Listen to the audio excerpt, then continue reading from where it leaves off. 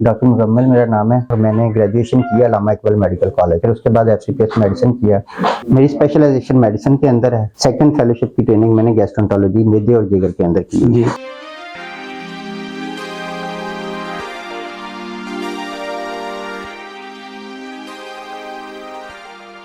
बिस्मिल्लाहिर्रहमानिर्रहीम। हमारे साथ हैं डॉक्टर मुजम्मिल असलम कटारिया। इनसे आज पूछते हैं कि ज़िंदगी का सफ़र कहाँ से शुरू किया, तालीम कहाँ से हासिल की और फिर इस शोबे में आए, स्पेशलाइजेशन किस में है और आजकल क्या करते हैं जनाब डॉक्टर साहब। डॉक्टर मुजम्मिल मेरा नाम है और मैं मुजम्मिल असलम कटारिया और मैंने ग्रेजुएशन किया अल्लामा इकबाल मेडिकल कॉलेज से 2008 में, फिर उसके बाद एफसीपीएस मेडिसिन किया और अभी काम कर रहा हूँ as assistant professor of medicine. और जो है ना, और मैंने सेकंड फेलोशिप की ट्रेनिंग की है गैस्ट्रोएंटरोलॉजी के अंदर। तो मेरा इंटरेस्ट मेनली जो है मेदे और जिगर के अंदर है। अच्छा जी, वो ज़िंदगी का सफ़र कहाँ से शुरू किया, किस गाँव में? मेरा तल्लक फैसलाबाद के पास एक गांव है, खोड़ने वाला एक कस्बा है, उससे है। वहाँ पे मैंने मैट्रिक वहाँ से की थी और एफएससी मैंने जो है ना वहाँ से government college of science Faisalabad से की है और उसके बाद अल्लामा इकबाल मेडिकल कॉलेज से। अच्छा, स्पेशलाइजेशन आपकी किस में है? मेरी स्पेशलाइजेशन मेडिसिन के अंदर है जी। और फिर मेरा जो ना सेकंड फेलोशिप की ट्रेनिंग मैंने गैस्ट्रोएंटरोलॉजी मेदे और जिगर के अंदर की जी। तो आज हम बात कर लेते हैं मेदे के हवाले से। मेदे के इमराज क्या होते हैं, बड़े बड़े इमराज, और उसके इलाज क्या हैं और पाकिस्तान कहाँ पे खड़ा है इस हवाले से। अच्छा, मेदे की बीमारियों के बारे में कुछ मिसकंसेप्शन हैं और कुछ मिथ्स हैं और कुछ जो ना ओरिजिनल चीजें हैं ना।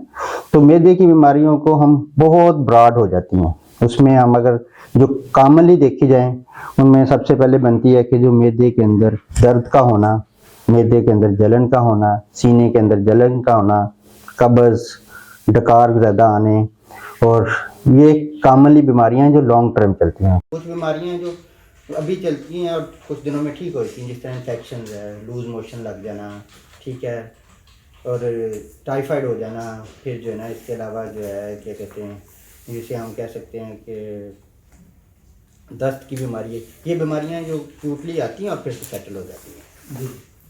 तो ये इनके सबके डिफरेंट वजह होती हैं और डिफरेंट इनके इलाज होते हैं। मतलब जो एक्यूट बीमारियां हैं वो हमारे गंदे पानी से फैलती हैं, इनमें मोशन आना, और फिर जो ना टाइफाइड भी हमारा जो ना फीको ओरल रूट है, तो जो हम अगर गंदे हाथों से खाना बना होगा, गंदी जगह का पानी पिया होगा, तो इनसे ये फैल जाती हैं। इसी तरह इस तरह इनमें बीमारियों में जो आजकल सबसे ज़्यादा आई हुई है वो है हेपेटाइटिस, पीला यरकान जिसे हम कहते हैं आम जबान के अंदर।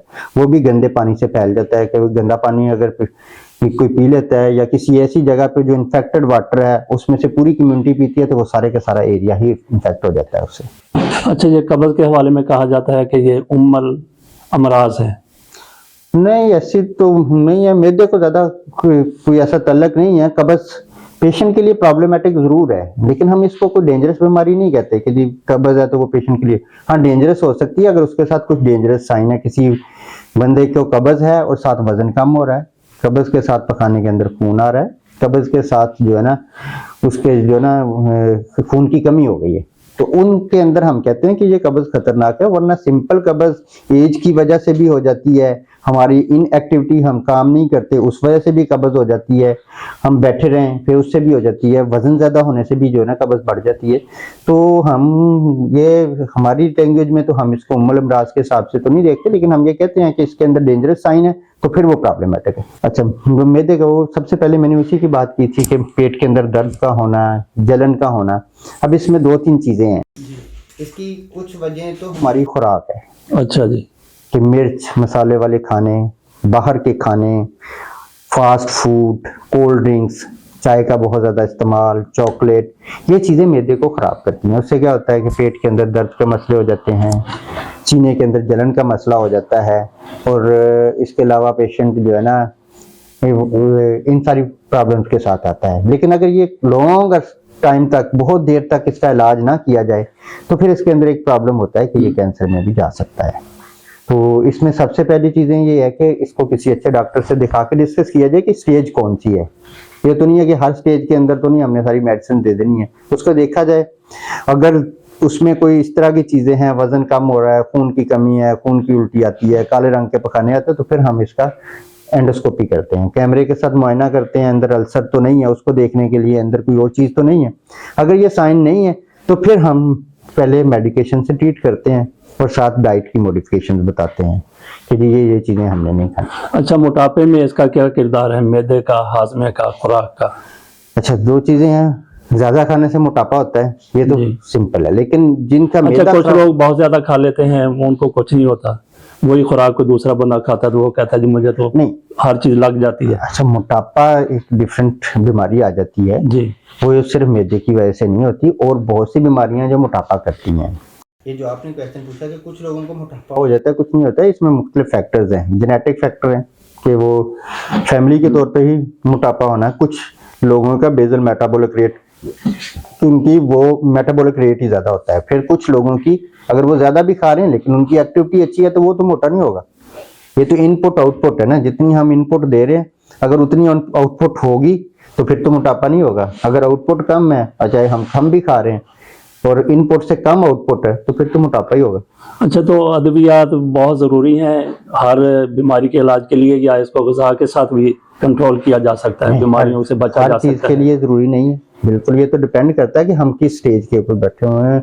अगर हमारी मैदे के मसले की मेन वजह ही डाइट है कि हम बाहर से खाने खाते हैं, तो अगर हम उनसे अवॉइड कर लेते हैं और घर पे खाना खाते हैं, कम मिर्च और मसाले वाला खाना खाते हैं, सादा खाने खाते हैं, तो वो तो खुद ही खत्म हो जाता है। हम मेडिकेशन लेते भी रहे और फिर एहतियात नहीं करते तो फिर तो प्रॉब्लम नहीं सेटल होगा। अच्छा, आपके शोबे में, जिस शोबे से आपका तल्लुक है, आपके कोई अचीवमेंट्स क्या हैं? मैंने इधर से ही इस्लामा इकबाल से ही MBBS किया, फिर यहीं से FCPS किया और अब यहीं पे काम कर रहा हूँ। तो मेरा इंटरेस्ट मेनली गैस्ट्रोएंटरोलॉजी है। हम जो है ना मैदे का कैमरे के साथ मुआयना और जो है ना बड़ी आंत का कैमरे के साथ मुआयना, ये सारी चीज़ें हम। नहीं, को आपने कोई मेडिसिन सजेस्ट की है इस हवाले से जो आपका शोबा है अपने तौर पे? वो उसके लिए तो लैब और ये सारा एक लंबा काम चाहिए होता है, वो तो पाकिस्तान में मेरे ख्याल में नहीं, रिसर्च वगैरह नहीं होती? रिसर्च तो होती है। अच्छा जी। रिसर्च में हम ये करते हैं कि डिफरेंट ड्रग्स जो आती हैं उनके हम देखते हैं कि जी इसके साथ क्या क्या साइड इफेक्ट हमारी कम्युनिटी में आ रहे हैं, हम उसको रिपोर्ट करते हैं। फिर जो है ये कि किस ड्रग की क्या एफिकेसी, अगर उसकी बाहर रिसर्च हुई है कि ये वहाँ पे इफेक्टिव है, हमारे यहाँ नहीं होती, तो हम यहाँ पे पेपर्स पब्लिश करते हैं कि ये हमारे यहाँ इतनी इफेक्टिव नहीं है जितनी वहाँ पे पब्लिश है। जिस तरह शुगर है, हम इस पे काम कर रहे हैं कि जी शुगर हमारे यहाँ अब इस वक्त पाकिस्तान थर्ड लार्जेस्ट कंट्री बन गया फॉर शुगर। सबसे ज्यादा चाइना में पेशेंट हैं, फिर इंडिया और फिर पाकिस्तान। तो एशिया में सबसे ज्यादा डायबिटीज क्यों आ रही है, अब हम इस पे वर्क कर रहे हैं कि डायबिटीज हमारे यहाँ क्यों बढ़ रही है। हमारी डाइट का प्रॉब्लम है, हमारे स्ट्रेसफुल कंडीशन का प्रॉब्लम है, या हमारी जो एशियन कम्युनिटी है इसके अंदर ही जेनेटिक प्रॉब्लम्स है कि वो कैसे हैं, तो इसके ऊपर वर्क हो रहा है। अच्छा, तो कहाँ तक पहुंचा आपका वर्क? बुनियादी तौर पे आपने क्या इसका अभी तो डाटा कलेक्शन हो रही है कि हम इसके ऊपर देखें कि क्या क्या चीजें हैं और इनको कैसे हम ट्रीट कर सकते हैं। अब सुना कि जिगर का ट्रांसप्लांट भी हो जाता है, पाकिस्तान में है ऐसा मुमकिन? हाँ जी बिल्कुल है, पाकिस्तान में PKLI में होता है, शिफा में होता है, शेख जायद में सेंटर लोग है, इंडिया क्यों जाते हैं? गंबट उधर जो है सिंध के अंदर है। अच्छा तो ये सारे पहले इंडिया में जाते थे, अब तो बहुत ज्यादा नहीं जा रहे। तो मैदे, बाकी चॉइस पर्सन की चॉइस है कि वो कहीं भी जा सकता है, हम रोक तो नहीं जी ठीक है। तो सबसे बेहतर इलाज कहाँ पे होता है अगर ये देखा जाए जिगर के हवाले से? क्योंकि इंडिया लोग जाते थे, अब पाकिस्तान में भी आ गया। दुनिया की मैं बात करता हूँ कि जिनके पास बहुत ज्यादा पैसा है वो किसको प्रेफर करते हैं, किस मुल्क को जाने में? नहीं देखिए, हम इस पे तो नहीं जा सकते कि जी कौन किसको प्रेफर करता है ना, वो तो हर बंदे की इंडिविजुअल। नहीं, मैं आपकी इन्फॉर्मेशन की बात कर रहा हूँ। आपकी क्या हमारे information यहाँ है दुनिया में पाकिस्तान में कहाँ? भी लिवर ट्रांसप्लांट बड़े अच्छे हो रहे हैं। अच्छा जी, बहुत अच्छे हो रहे हैं, उनके बड़े अच्छे रिजल्ट हैं, हमने बहुत से अच्छा, ये किस स्टेज पे जाके लिवर ट्रांसफर करने की जरूरत पड़ी? हाँ जी, चाइल्ड पॉक्स की हम इसकी ना 3 क्लासिफिकेशन करते हैं, अच्छा, child pox A B C। फिर उसका क्राइटेरिया बनता है, मेल्ड स्कोर होता है, स्कोरिंग सिस्टम के ऊपर बनते हैं। तो C आपके सिंपल अल्फाज में ये है कि C स्कोर के अंदर हम ना उसको कंसिडर कर लेते हैं। जिगर की बीमारियां ना डिफरेंट तरह की होती है। अगर आप जिगर ट्रांसप्लांट की बात करें कि किस पेशेंट में होता है, तो वो उसमें मोस्ट कॉमन काज हमारे यहाँ जो है वो तो हेपेटाइटिस C और B थे ना। अब C की ट्रीटमेंट बहुत अच्छी आ गई है, तो उसके बाद C की जो ग्रेड C में जाते थे केस, तो सेकंड वजह B है। तो B की वैक्सीन है, अगर हम इसको कॉमनली करवाते हैं तो वो पहले के पेशेंट बहुत कम थे। लेकिन दुनिया के अंदर इसकी मोस्ट कॉमन काज जो बनती है वो अल्कोहलिक लिवर डिजीज है कि शराब की वजह से जो जिगर खराब होता है उसकी वजह से वो मोस्ट कॉमन काज है जिगर के खराब होने की। हमारे यहाँ वायरस ज्यादा था, हमारे यहाँ अल्कोहल इतना बड़ा सोर्स नहीं था। लेकिन अभी जो नेक्स्ट हम ये प्रेडिक्ट कर रहे हैं कि अगले कुछ ईयर्स में अगर वायरस इतना ज्यादा नहीं करता तो कौन सी डिजीज करेगी, तो वो हम उसको कहते हैं मेटाबॉलिक सिंड्रोम। जी मेटाबॉलिक सिंड्रोम ओबेसिटी यानी मोटापे से रिलेटेड है। ठीक है। मोटापे की वजह से जिगर के अंदर चर्बी आती है, अगर वो लॉन्ग टर्म तक हम अपना वेट कम नहीं करते और वो चर्बी रहती है वो जिगर को सिकुड़ा देती है, सिकुड़ जाता है और उसके बाद फिर उसके अंदर कैंसर के भी चांसेस है, वो सारी चीजें। तो हम ये सोच रहे हैं कि अगर हम जिस तरीके से ट्रीटमेंट बी और सी की चल रही है, अगर इस तरह दुनिया ने तो इसको कहा हुआ कि सी को हम 2025 तक एरेडिकेट कर देंगे ना, जी तो अगर ये एरेडिकेट हो जाता तो फिर ये मोस्ट कॉमन काज नहीं रहेगी, तो फिर काज ये बन जाएगी जो इस वक्त दुनिया के अंदर इस वक्त एपिडेमिक आया हुआ है। एपिडेमिक हम कहते हैं कि एक दफा बीमारी या पेंडेमिक आया हुआ है कि हर जगह फैल गई है, वो इस वक्त तो ओबेसिटी है कि वजन की वजह से जिगर का खराब होना और उसकी वजह से शुगर और ये सारे मसाइल का हो जाना है। अच्छा, इसके ऊपर ट्रांसप्लांट के ऊपर अखराजात कितने आते हैं अमूमन?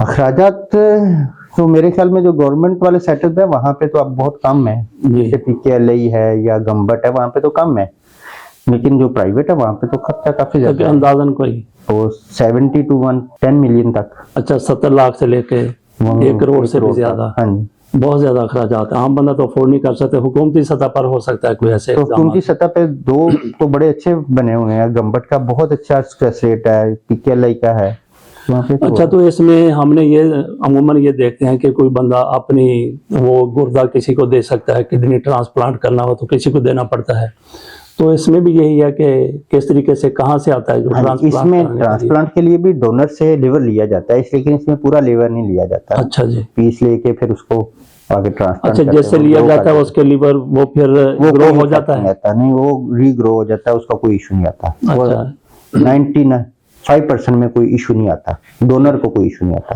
ठीक है डॉक्टर साहब, बहुत बहुत शुक्रिया। आपसे इंशाल्लाह आइंदा भी मुलाकात रहेगी और मजीद भी आपसे पूछते रहेंगे। बहुत शुक्रिया।